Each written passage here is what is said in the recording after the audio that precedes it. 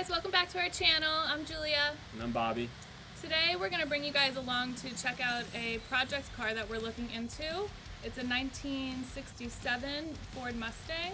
Yeah, it's a blue Mustang, blue on blue. It's also manual, which is kind of rare to find, I feel like. So I'm super excited about it. No definites on buying the car. We're just going to check it out. So we'll give you guys some pointers of what questions to ask sellers of classic cars if you're interested in doing this yourself. And we'll just give you our feedback on our experience, and hopefully it's helpful to you. Yeah, so let's go check it out. All right, let's go. All right, so we are about to leave to go see the 67 Ford Mustang. So we're just going to go over with you guys a few questions that you should ask the seller in advance if you're looking into a classic car. This Mustang's actually pretty close to us, so we decided just to take the drive rather than just go back and forth with the seller over messaging and on the phone. We would like to go see it in person, and he wasn't that responsive, so we've never seen one of these in person anyway, so it would be nice to just check it out and hopefully give it a test drive and stuff like that. Yeah. So when you're looking into especially a classic car, obviously there can be a lot of different problems or reasons to be skeptical about the car that you are looking into, and of course the seller that is selling the car. You know, you want to, usually in advance, people recommend that you give the seller a call before you make the trip to go actually see the car in person and take their time. So questions you definitely want to ask are if there's rust, how does the engine run, does it run, is there any work that has to be done to the car, has there been any work done to the car recently, you should ask about the brakes, you know, just overall. Yeah, I mean, you definitely want to know how many owners are on the car. Mm-hmm. If he has original paperwork, that's definitely a perk, you know, because that's nice to have with it. Yeah. You also want to ask if it's original paint. You don't really have to ask about the original motor or not. You know, you can tell if it's from, you know, an older car or not. I mean, some people swap the engine or whatever and put in like a newer Coyote motor or an LS motor. But, you know, on this kind of car, we're going to try to keep it classic, and we want to make sure all the original parts on it, pretty much. You know, you just want to make sure that the car was well taken care of and there was nothing sketchy about it, you know. So, you know, you want to ask the guy questions too, like, you know, how do you feel about driving the car on a road trip, mm-hmm. or like, how do you feel about taking the car on the highway, questions like that, and see how he responds to it. And you have to kind of read his personality and how he acts about the car, you know. Yeah. If he's kind of being blunt about his answers, and he's kind of just like, yeah, whatever, and he probably just wants to get rid of the car, and it's a problem for him, and it's probably going to be a problem for you. Right. So, you know, those are just a couple of things you might want to look out for. Yeah, you want to just make sure it's well taken care of. Yeah, you definitely want to know what you're getting yourself into, especially depending on how much work you actually want to do to the car or not do to it. We're really just looking for a car that's in good condition. We don't have to do a lot of body work to, has minimal to no rust and with classic cars it's kind of hard because obviously they are very old.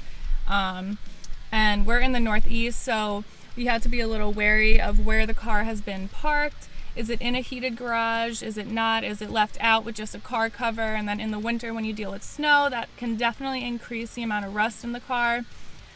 So we want to hopefully avoid that in any of the Mustangs that we do look at. And like Bobby said, this is the first one that we're checking out. So we're going to see. There were no photos of the undercarriage of the car, so we're a little skeptical to see what we're about to walk into, but we're hoping that there is no rust.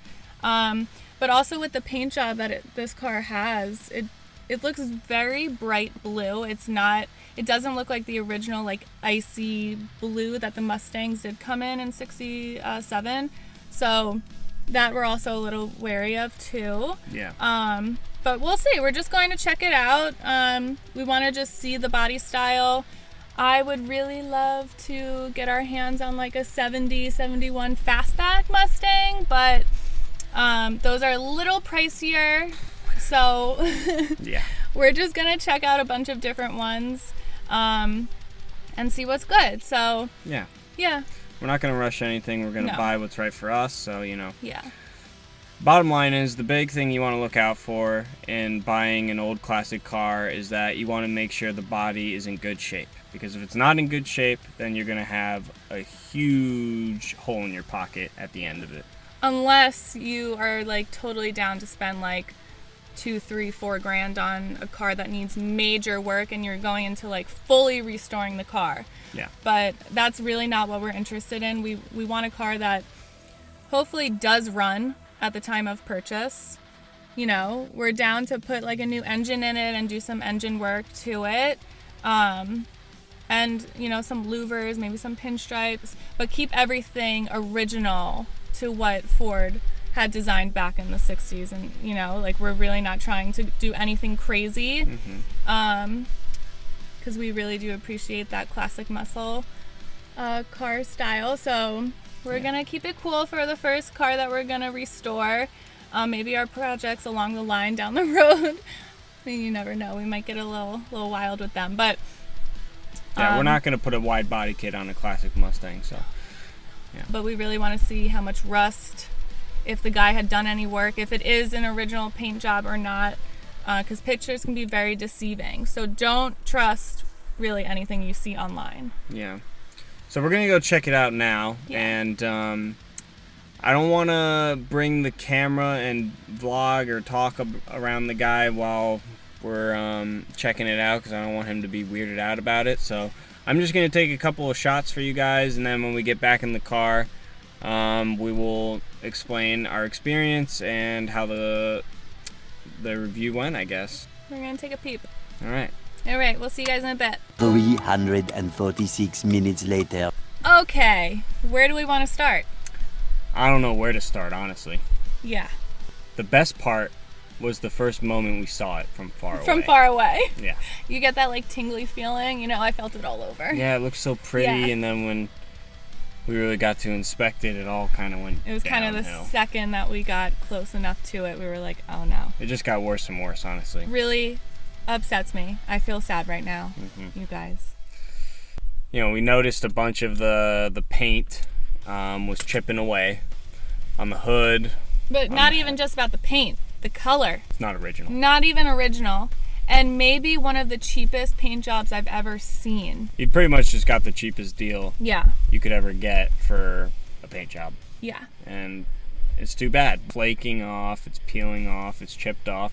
He even tried to touch it up with a different shade of blue. It looked like he took like nail polish. Yeah. Literally. It was terrible. Yeah. It was chipping all around. If I there was one part of the car that I literally could have stuck my fingernail under and just picked up the paint and tear off the entire thing on the front bumper. We were spot on about the rust on the car. Yes. The undercarriage was a disaster. Look at these photos right now, you guys. It was terrible. awful. There was one part, it looked like wood filler. Yeah. To fill the rust holes. They took absolutely no time and no money invested into that 67 freaking Mustang to at least repair it. Yeah, I could have literally just taken like a metal pole and just pierced the bottom of it. I guarantee it. It was terrible. And the roof, also the upholstery on the interior of the car was... We knew getting into that, though. Yeah, but that was coming off completely. Yeah. And there was also rust on the ceiling. Yeah. So... There was rust on the ceiling, and also the interior was... because I guess it was a little bit painted on the door panels a little bit, and it wasn't really rusted, it was just fading away. Yeah. And he put in that terrible aftermarket radio. Yeah, I don't know what that is. It was the weirdest looking thing ever. Car kind of just shook in a way that it shouldn't be shaking, it wasn't shaking from being cammed or anything like that. It was just, I understand it's an old car, but yeah, it was definitely something sketchy about that shake. The whole thing was just shaking like crazy, and the constantly the gear shifter was just like going crazy, looked like a little noodle that you would take and just. And the seller, I mean, he was a really nice guy, honestly. Like, no complaints. We had a really great experience talking with him, and we told him thank you and we appreciated his time, and we told him we would let him know. But I mean, for the price that the car was set at, it's not at all worth its value. He took some type of tar spray paint and covered the whole engine bay with it and the trunk, and then put like a little tarp over it to try and cover it up. Yeah. But it was obvious. You can see that the metal is not smooth with this black tar spray paint on it, and it was obvious that he just covered up the rust from the inside. To make it look pretty. You know, he was, the second owner? The second owner. He's only had this Mustang for 2 years. Isn't that crazy? A 67 Mustang only had 2 owners. It is weird to think about that. Bad of shape. I know. It's really sad. Yeah. But also we asked him, how often does he drive the car? Did he do any work to it? And his answer was he barely drives it. He doesn't have time for it, which is, you know, that is a big reason why a lot of these people do end up selling these classic cars, because they buy them as project cars or just like their Sunday cars, and then they end up just sitting there and they don't have enough time to invest into putting in the work, which is understandable. I mean, it is a lot of work to keep up with a classic car and restoring it if you don't have the time or the expenses to do so. Yeah. But he said that he literally just drives it around the block here and there. And so obviously that was a little concerning. Like, Bobby, I mean, you drove the car and you were like, I would not take this thing on a highway. Oh, yeah. So where are we going to go with it, you know? There's definitely something funky, you know? The clutch was slipping badly. You know, I was like, am I doing something wrong? Because this thing is not grabbing. It grabbed super late. Like, I was almost all the way up on the pedal and it finally grabbed. I mean, a clutch is not a huge problem, especially on those cars. They're easy to pull the motor out and put the new clutch in. It's just another thing to keep in mind. You know, when you're buying a manual car, you need to know when that clutch is about to go, because you don't want to buy a car and then have to replace the clutch right away. You know, it's just going to be a huge buzzkill for you. No. And we asked when he last got an inspection on the car, and he has not since he bought the car. Yeah. So, honestly, I really feel like he just did not know much about Mustangs or classic cars and bought the car, may have been honestly fooled by the previous seller, and he just got excited and jumped the gun and copped the car. But we're not going to make that mistake, and we're trying to help you guys not to make that mistake as well, especially when you're investing money into a car that you do probably want to be able to drive. Mm-hmm. And not worry about the undercarriage like completely falling out on you. Yeah. From afar away, it looks expensive, but when you get up close and you inspect the whole thing, also the interior on the driver's seat was all messed up. Yeah, and I mean, look at it's the light blue and then navy interior, so that wouldn't be impossible to replace, but it wouldn't be super easy to come by. So yeah, I don't know how we would color match that easily, but no, we probably just need to get the whole interior redone. So all in all, this car would be like a 10 out of 10 have to do work. The guy originally wanted 12 for it. 12. And then I was like, what's the lowest you'd go? He said 11. So I was just like, okay, we're done here. That's just not at all the car that we're looking to put that much work into. I didn't even bother negotiating with the guy. We have a bunch of other Mustangs we want to look at, so we want to check out those and then, see where it goes from there. Yeah. So, bottom line is, you want to have a solid chassis, solid body, and if the engine is a little bit bent out of shape, that's fine. You can always build it and get more parts for it. It's the paint job and the frame of the car that's really going to cost you money. So, you want to look out for that mainly. Yeah. I would still love to get our hands on a 70 or 71, most specifically Mach 1 fastback. Or a Boss. I do love the Machs though. Yeah, the Boss is a Boss. I know. The Mach is like mocking the Boss. Wow, that's so rude. But it's like kind of makes sense. I didn't even think about that until just now, so I feel really proud of it. This is the first one that we're going to start off with. We have right now 3 other Mustangs that we're planning on going to see. and we'll take you guys along with us on all those and do the same exact thing that we're doing here with some reviews. So we'll keep you guys posted on all that. And if you guys have any questions about, you're looking to buy a project car, you're looking to buy a new car, anything like that, we love helping with that kind of stuff. So you can shoot us a message, write us a comment, whatever you want to do, follow us. And we would love to help you out. Thank you guys so much for watching this video today. Please like and subscribe and drop a comment of what you think. And let us know what you think of the photos of the car. We'd love to hear what you say.